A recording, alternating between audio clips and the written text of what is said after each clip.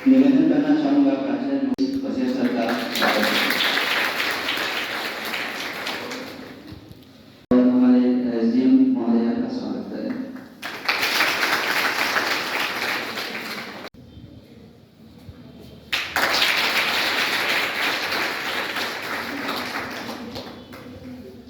हर बार जो है हर वर्ष कैरियर काउंसलिंग के लिए केवल हमको एक दिन मिलता था कि फर्स्ट डे हमको क्या करना है, सेकेंड डे क्या करना है, थर्ड डे क्या करना है, और उसी आधार पर जो है हमने एक छोटी सी कोशिश की है कि जिसके जरिए जो है हम हमारे बच्चों को जो है सही मार्गदर्शन जो है प्रदान कर सके कि कैरियर का जो है चुनाव हमें किस प्रकार से करना है।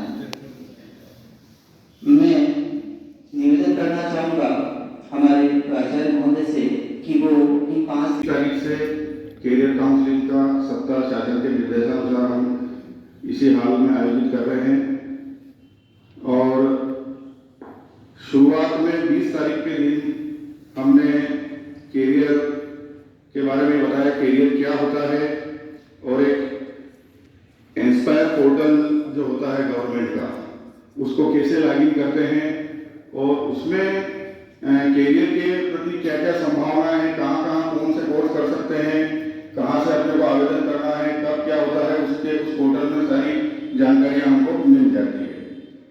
दूसरे दिन तीसरे दिवस विभिन्न क्षेत्रों में जो कैरियर की संभावनाएं हैं, 12th करने के बाद या 10th करने के बाद या और ऊंची पढ़ाई करने के बाद जो भी संभावनाएं हैं वो पीपीटी के द्वारा भी बताई गई। और स्वयं हमने भी चूंकि अक्टूबर माह में एक एक्सप्लोजर विजिट हुआ था प्राचार्यों का भोपाल में, उसमें मैं स्वयं गया था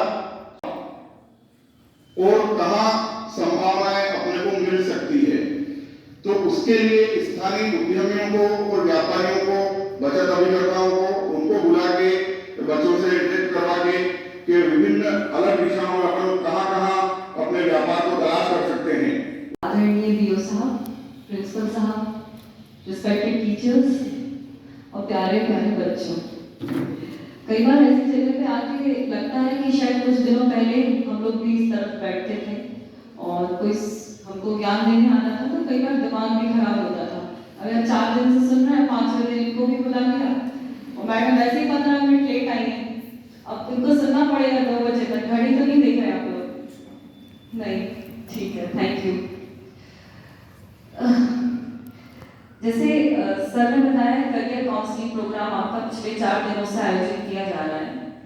तो मुझे जो सेकंड स्लाइड में आपने एक चीज दिखाई वो मुझे बहुत अच्छी लगी कि मैंने बहुत कम बार ऐसा देखा है कि अभी जो ट्रेंड चेंज हुआ है उसमें मैंने देखा कि सेकंड स्लाइड पे बागवानी, अब देखिए ब्यूटिशियन, संगीत, ट्रेनर, आर्किटेक्ट। मैं आपको विश्वास दिलाती हूँ, आज से 2-5 साल पहले कभी कोई सोचता भी नहीं था कि मुझे म्यूजिशियन बनना है, मुझे आर्किटेक्ट बनना है, या फिर मैं बागवानी कर सकती हूँ, या मैं जर्नलिज्म में जा सकती हूँ, जो इस स्लाइड के माध्यम से रिफ्लेक्ट हो रहा है।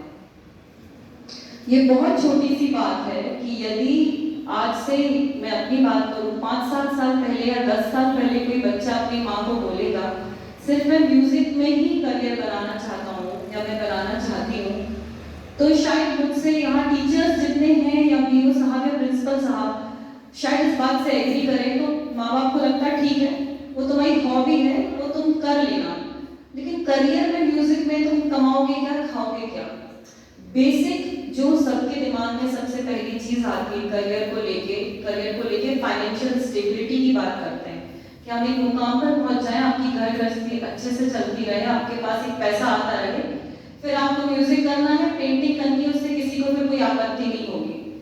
लेकिन आज भी ऐसे कई परिवार हैं जहाँ बच्चा अगर आर्किटेक्ट बनना चाहता है, पेंटिंग करना चाहता है, तो शायद अभी भी हमारे अंदर उतना करेज जिसको हम बोलते हैं वो डेवलप नहीं हुआ है। और मैं मानती हूँ कि इस कार्यशाला के माध्यम से आपको ये तो बता दिया गया होगा कि कोई भी करियर छोटा नहीं होता। कोई इतने में बहुत बड़ा ज्ञान नहीं देने वाली। आप लोग कई बच्चे टीवी देखते हैं, कभी सोचते थे सिंगिंग में इतने बड़े सिंगिंग टैलेंट्स आते हैं और बच्चे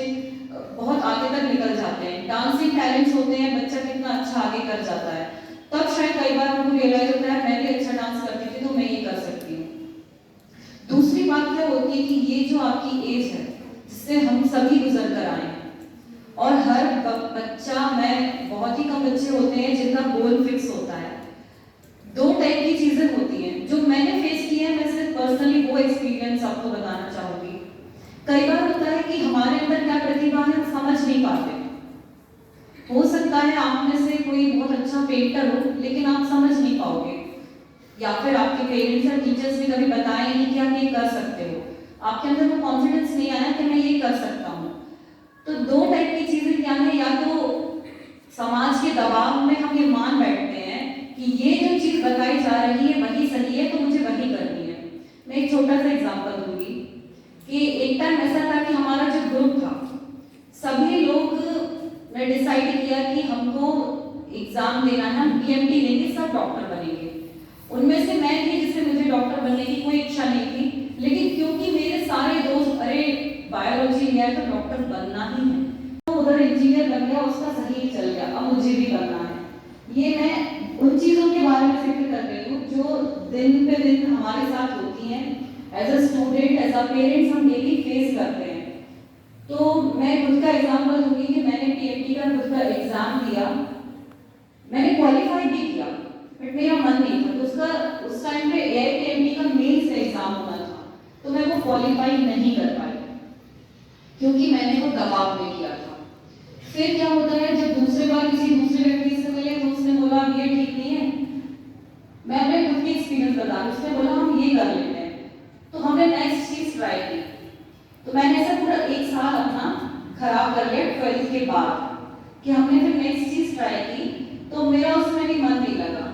फिर मैंने अपना ग्रेजुएशन किया जो मुझे करना चाहिए था। तो वो मुझे कब रियलाइज हुआ, जब मुझे मेरे खुद के पेरेंट्स ने ये समझाया। और उन्होंने समझाया तब जब मैं उनसे कम्युनिकेट कर पाई।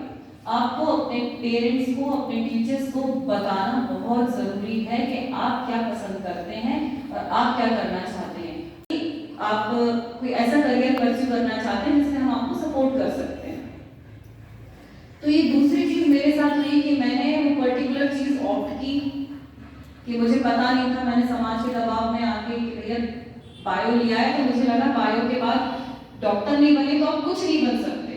ऐसा कई लोगों को लगता होगा, आप में से कभी किसी को ऐसा लगा है क्या कि बायो है तो मतलब पीएमटी देना है, और इंजीनियरिंग आपने मैथ्स लिया है तो आप तो पीईटी दोगे, एआईट्रिपल दोगे या फिर आईआईटी का एग्जाम दोगे, इसके अलावा हम सोच नहीं पाते। बट ऐसा नहीं है। ये आपकी जो हमारे बीच की दुविधा है, ये हमारे कम्युनिकेशन से, अब तो आपके पास इतना बड़ा प्लेटफॉर्म है, आपके पास सोशल मीडिया है, आपके पास इंटरनेट है, और आजकल ऐसी कार्यशालाएं आयोजित होती हैं जिसमें आपको बता रहे हैं कि बागवानी भी एक ऐसा करियर है जो आप ऑप्ट कर सकते हैं, हॉर्टिकल्चर में। तो आपको जब भी करियर आपको सिलेक्ट करना है तो ऐसा नहीं है कि आपको करियर काउंसलिंग के दौरान मैडम ने बोल दिया कि इस वेबसाइट पे जाके रजिस्ट्रेशन कर लो, ऐसा नहीं होगा।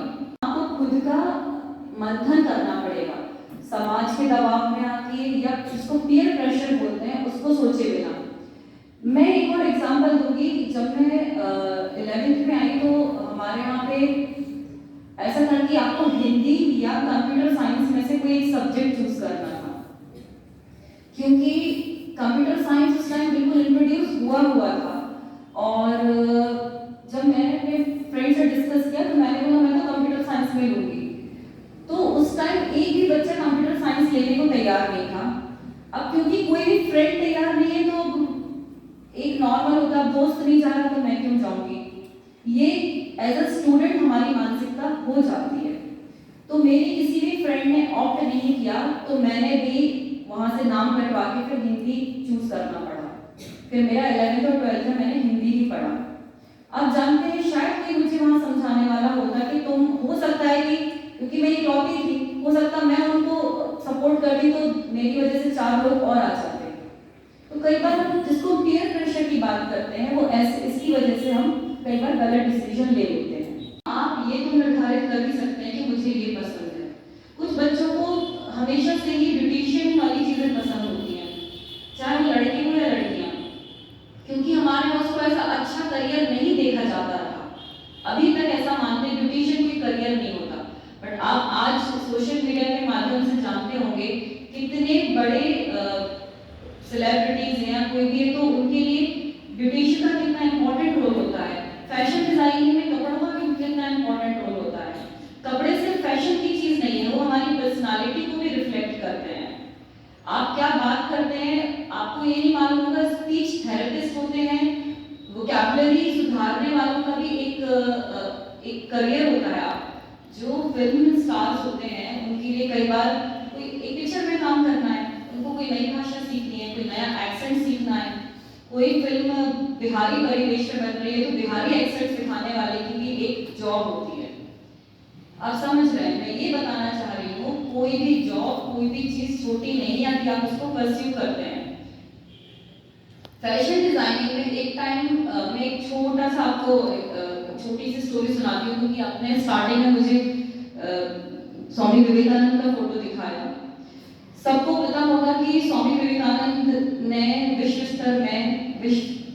स्तर पर भारत को किस दर्जे पर रिप्रेजेंट किया है, और आज जो हम एक राष्ट्र के रूप में संबोधित कर पाते हैं तो उनकी कहीं ना कहीं बहुत बड़ी भूमिका रही है।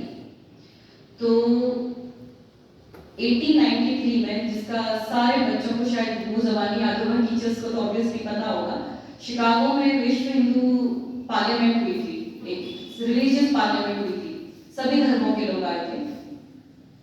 तो जितना मैंने पढ़ा है उनके बारे में, तो ऐसा बताते हैं कि सारे धर्मों को बोलने का टाइम दे दिया, सभी को सबने बोल लिया, क्योंकि उस टाइम पे हम लोग ब्रिटिश एम्पायर के अंतर्गत एक कह सकते हैं कि हम लोग इंडिपेंडेंट नहीं थे, गुलामी में थे हम लोग ब्रिटिश की। तो चूंकि वो इंडिया को रिप्रेजेंट कर रहे थे तो उनको बोला नहीं यार, अब तो टाइम खत्म हो गया है, अब तुमको मैं बोलने का टाइम नहीं दे सकता। तो उन्होंने बोला नहीं यार, देखो आए हैं तो दे दो टाइम, रिक्वेस्ट की उन्होंने कहा ठीक है चलो।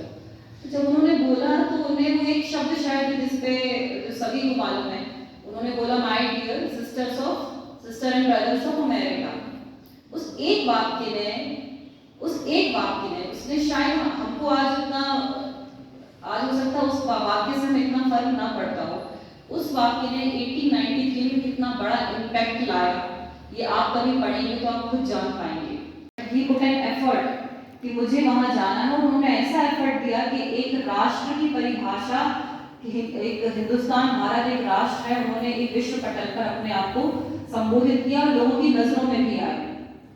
तो उसी के बाद का एक वाक्य है, आपने उनका पहनावा देखा होगा कि वो एक क्या बोलते हैं उसको, सेफ्रॉन अटायर, चोगा बोलते हैं उसको, पहनते हैं केसरिया रंग का, गेरुआ टाइप के रंग का।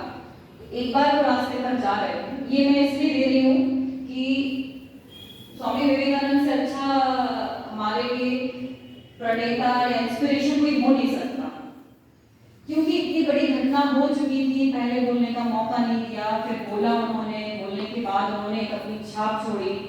तो वहां पर वो शिकागो में कहीं पर जा रहे थे, ये मुझे पता नहीं कितना सच क्या है, लेकिन मैंने किताब में पढ़ा है। तो अब क्योंकि आप देखेंगे कभी कोई अलग से कपड़े पहन के आता है तो हम लोग क्या बोलते हैं, अरे देखो पड़ोस के बताइए, देखो कैसे जा रहे हो, क्या पहने। In your country, gentlemanness is decided by tailor, but in my country, gentlemanness is decided by a character. तुम्हारे देश में एक छोटी सी बात, तुम्हारे देश में दर्जी से किसी इंसान के व्यक्तित्व का आकलन किया जाता है, पर मैं उस देश का निवासी हूँ, मैं उस देश का रहने वाला हूँ जहाँ पर उसकी चरित्र से उसके व्यक्तित्व का आकलन किया जाता है। इस सेंटेंस में वो शायद मैं वो कभी आपको बता पाऊँ होगी तो मैं कभी मैं सर बोलूँगी, सर को आपको देने के लिए। उसमें इतने छोटे छोटे इंसिडेंट्स हैं जहाँ पे उन्होंने प्रूव किया है कि यू हैव टू, आपको बिल्कुल एक भी अपॉर्चुनिटी मिलती है, एक भी आपको आपके पाले में गेंद आई, तैयार रहना है कैच करने के लिए। एक अपॉर्चुनिटी मिलती है, एक बार आपको यदि कोई, उसके लिए मैं बिल्कुल नहीं कहूँगी आपको दिन रात पढ़ने की जरूरत है, मैं बिल्कुल नहीं कहूँगी कि मैथ्स में रट लो। एक और इंसिडेंट मैं बताती हूँ। मेरी रियल बुआ के बेटे का नाम नीलेश है। वो मतलब पढ़ने में ऐसा था कि यदि वो पास हो जाए ना तो भगवान को प्रसाद चढ़ाने जाती थी हमारी बुआ। वो इस अव्वल दर्जे मतलब उसको गधे की श्रेणी में आंका जाता था। और ये बात शायद टीचर्स से सभी मम्मियाँ होंगी तो समझ सकती हैं कि नंबर कम आ गए रिजल्ट के दिन मैं भी ऐसी किताब लेके बैठी रहती थी, आज तो रिजल्ट आया है, आज तो पापा ऑफिस से 6 बजे गाड़ी की आवाज आ गई, आज तो पढ़ना है, पिटाई पक्की है। और 2-4 तो ऐसे ही चलते फिरते लग जाते थे, क्यों यार तुमको इतने आए हैं और तुझको इतने आ गए, और कंपैरिजन चुन्नू मुन्नू सोनू मोनू से होता ही रहता था। और ये तो शायद जन्मों की प्रथा है जो चली आ रही है और चलती रहेगी। तो नीलेश का मैं नाम लेके इसे एग्जाम्पल बता रही हूँ कि नीलेश वो लड़का था, मेरा भाई जो है, जो 12वीं तक उसको 10th में उसके मार्क्स अच्छे नहीं आए, ना मैथ्स में अच्छा है ना साइंस में, इंग्लिश में भी वो मतलब सब बॉर्डर लाइन से पास हुआ। तो अच्छा स्कूल था, उन्होंने कहा नहीं भाई मैथ्स, हम तो मैथ साइंस में एडमिशन ही नहीं दे सकते, आर्ट्स में दिलाना हो तो बोलो। बुआ चिंतित हो गई, अरे भैया ये आर्ट्स वार्ट्स कौन पढ़ता है आजकल, नौकरी नहीं लगेगी मेरे बच्चे की, तो नौकरी नहीं लगेगी और मिडिल क्लास की बड़ी प्रॉब्लम है, शादी नहीं होगी, महिला अधिकारी मिल जाएगी। क्योंकि परिवेश बदल रहा है, उसी हिसाब से हमारी सोच, हमारा नजरिया भी बदलना चाहिए। इतना ज्ञान देने का सिर्फ एक ही अर्थ है यहाँ पर, आप बच्चों से मेरा सिर्फ यही है कि अपने आप को कभी कम मत समझो। इंफीरियरिटी का जो कॉम्प्लेक्स होता है ना, कई बार होता है कि हम अच्छे कपड़े नहीं पहने, वो ज्यादा अच्छे पहने हैं, या हम ऐसे हैं या वो ज्यादा ऐसा है, उसने ज्यादा अच्छा आंसर लिखा है मैंने नहीं लिखा है, उसने ज्यादा अच्छी पढ़ाई कर ली होगी मैंने नहीं की है। इंफीरियरिटी कॉम्प्लेक्स हमको अपने आप में जब अंदर आ जाता है तो कई बार हम अपना कॉन्फिडेंस लूज कर देते हैं। तो कंपैरिजन करना बंद करो कि आपका कंपैरिजन मुझसे नहीं होगा, मेरा कंपैरिजन आपसे नहीं होगा, इनका इनसे नहीं होगा, इनका इनसे नहीं होगा। जरूरी नहीं है कि 100% लाने वाला व्यक्ति जीवन की रेस में भी फर्स्ट आ जाए, या फिर 50% लाने वाला व्यक्ति कभी आगे ना बढ़ पाए, ऐसा कभी नहीं होगा। लेकिन उसके लिए आपको सतत प्रयास करना पड़ेंगे, मेहनत करना पड़ेगी, और दम लगा के, जिसको डिटर्मिनेशन, दृढ़ इच्छा शक्ति से आपको आगे बढ़ना पड़ेगा। यदि आपके पास इन सारी चीजें हैं तो बाकी पोर्टल के बारे में आपके पास जानकारी ऑलरेडी है, मोबाइल सबके पास है। हाँ, एक चीज और, क्योंकि अब ये जो दौर है वो सोशल मीडिया ओरिएंटेड है, आपके पास सभी के पास एंड्रॉइड फोन होंगे, आपके पास सबका फेसबुक अकाउंट होगा, इंस्टाग्राम अकाउंट होगा, ट्विटर भी देखते होंगे, ग्रुप्स में भी जुड़े होंगे, आप इंटरनेट सर्फिंग भी सब कर लेते होंगे, वेबसाइट खोलना। तो इंटरनेट होने के फायदे नुकसान दोनों हैं। आपको अपनी जो एनर्जी है, यदि आपको जीवन में कुछ हासिल करना है तो सही दिशा में लगानी होगी। देखेंगे तो इंटरनेट पे बहुत सारा स्टफ है, नेटफ्लिक्स भी है, प्राइम वीडियो है, डिज्नी हॉटस्टार है, ये है वो है, जमाने भर की चीजें हैं, कार्टून है, यूट्यूब है, गाने हैं। आपका इंटरेस्ट किस चीज में है, या ऐसी चीज जो आपको हेल्प कर सकती है एक्सेल करने में। वीडियोस है यूट्यूब पे काफी सारे, और आपके पास बहुत अच्छे मोटिवेशनल वीडियोस भी मिल जाएंगे, एजुकेशनल वीडियोस भी मिल जाएंगे आपको। तो आपको टाइम अपना ऐसी चीज में लगाना है, ना कि ऐसी चीज में व्हाट्सएप और फेसबुक को स्क्रॉल करने में। बहुत इंपॉर्टेंट है आप अपना कम्युनिकेशन हमेशा जारी रखें। कम्युनिकेशन का मतलब है if you are having any problem, कोई भी पर्सनल प्रॉब्लम भी है, कहीं आपको कोई दिक्कत है, किसी से बात करने में है, कोई भी किसी भी टाइप का इश्यू है, आप अपने पेरेंट्स से जरूर बात करें। हम लोग क्या होता है कई बार इंडियन पेरेंट्स और इंडियन स्टूडेंट्स का बहुत प्रॉब्लम ये रहता है कि हम अपने पेरेंट्स से खुलकर बात नहीं कर पाते। कई बार हमारे साथ कुछ ऐसी घटना हो जाती है कि हमें कोई चीज पसंद नहीं है तो हम अपने पेरेंट्स को बोल नहीं पाते, या हम अपने टीचर्स को नहीं बोल पाते। तो आपको कम्युनिकेशन हमेशा अपना ऑन रखना पड़ेगा। जितना अच्छा कम्युनिकेट करेंगे आप, आपकी दोस्त फ्रेंड्स हैं, आपके टीचर्स हैं, आपके पेरेंट्स हैं, आपके भाई बहन हैं, उतना आपको लाभ मिलेगा। आप बताएंगे तो 4 चीजें आपको अच्छी पता चलेगी आपके टीचर्स से। और कभी भी कोई प्रॉब्लम है तो आप इनिशियल लेवल पे यदि आप उसको निपटारा कर लेते हैं तो मुझे नहीं लगता कभी कोई बड़ी प्रॉब्लम या कोई बड़ा इश्यू क्रिएट होगा। तो यहाँ मैं बात कर रही हूँ आपकी एनर्जी का एक सही दिशा में यूज करने के लिए। इंटरनेट का दौर है, ये है, तो उसमें आपको खुद को डिसाइड करना होगा। आपको प्रायोरिटीज खुद निर्धारित करनी पड़ेगी कि मेरी ये प्रायोरिटीज है, मेरा ये व्हाट्सएप का टाइम है, मेरा ये फेसबुक का टाइम है, पढ़ने की प्रायोरिटीज दूसरी हैं। किस टाइप की पढ़ाई की? देखो मैं बता दूं आपको, आवाज़ आई थी मुझे वहाँ से। मध्य प्रदेश लोक सेवा आयोग है, आपको आवाज़ आ रही पीछे तक? हाँ, मध्य प्रदेश लोक सेवा आयोग है, MPPSC वो एग्ज़ाम लेता है प्रशासनिक सेवा में आने के लिए। उसके लिए आपको सिर्फ और सिर्फ ग्रेजुएट होना ज़रूरी है। ग्रेजुएट होने के बाद आपको एग्ज़ाम क्वालिफाई करना पड़ता है। एग्ज़ाम क्वालिफाई करने के बाद एक होता है उसका प्री, एक होता है मेंस, फिर इंटरव्यू। 3 फेज़ में एग्ज़ाम होता है। उसके बाद आपको आपकी रैंक के हिसाब से सर्विसेज अलॉट होती हैं। उसके बाद आप SDM या डिप्टी कलेक्टर बनते हैं। एग्ज़ाम कौन सा होता है? MPPSC एग्ज़ाम होती है, मध्य प्रदेश लोक सेवा आयोग। ठीक है। हमारी बड़े भाई हैं, वो भी अभी प्रशासनिक सेवा में कार्यरत हैं। उन्हीं से मोटिवेशन मिला था। उन्हीं ने आगे हम लोगों ने वही जो बात है कि हम लोग करियर डिसाइड नहीं कर पाते हैं। अब पढ़ तो लिया है, क्या करेंगे डिसाइड नहीं हो रहा। एक फेज ऐसा था कि मैं भी ऐसा स्ट्रगल कर रही थी कि मतलब चर्चा मतलब कुछ कहना, कुछ बोलना, कुछ सोचना। ये मैंने कहा कि जो मन में आ रहा है, जो दिमाग में आ रहा है, चाहे परेशानी आ रही हो, चाहे खुशी हो, उसको प्रकट करना है उसके सामने जो उसके लिए लायक हो। हर किसी को नहीं, कोई बात कर रही है, हर किसी को नहीं कह सकते। कोई आपको परेशान कर रहा है तो ये हर किसी को नहीं कह सकते। ऐसी बात हमें किसे कहना है, वो चेंज करना है। माता पिता से बेस्ट कोई होता नहीं, सेकंड हमारे टीचर होते हैं। तो ये मैंने बार-बार इस बात को आपको 2 बार नहीं 3-4 बार बोला है कि उसको बिल्कुल क्यों कहा है कि ये आपके स्तर की बात है, उसको करके आप उसको जहन में रखें। बोला भी नहीं चाहे, बोलोगे तो मुंह खोलोगे तभी तो कुछ मालूम पड़ेगा क्या मांग रहे हो, क्या बोल रहे हो। मुंह बंद करो, कोई परेशान कर रहा हम लोगों को, मुंह बंद ना तो वो तो परेशान, बहुत परेशान कर रहा खुद। अगर आप बोलना चालू कर दोगे तो डरेगा सामने वाला, अरे यार इसको कुछ नहीं देना है, बोल दीजिए, मैं तो उसको बता देंगे। कोई किसी को नहीं बोलता है तो उसको हर व्यक्ति परेशान करता है। पैसे नहीं बोलती है तो कुछ नहीं कहेगी। इस बात को मैंने शुरू में इसलिए कही आप लोगों के सामने, ये बहुत बड़ी बात बोली मैडम ने, तो आपको इसको जीवन में उतारना होगा। जो छोटे बच्चे थे आप 3 साल के, 4 साल के, 5 साल के, तो उस दौर को याद करेगा। देखो जब 2 साल के, 3 साल के, 4 साल, जैसे मैं मेरी बात करता हूँ, मैं भी 2 साल का, 3 साल का, 4 साल का होता, उस जमाने में 1 रुपया बहुत महत्व हुआ करता है। तो बाहर पिपरमेंट चॉकलेट वगैरह बिस्किट खाने का शौक, गुल्फी वाला आता था, गुल्फी वाला पी बजाता, खाने का मन करता उस जमाने की बात।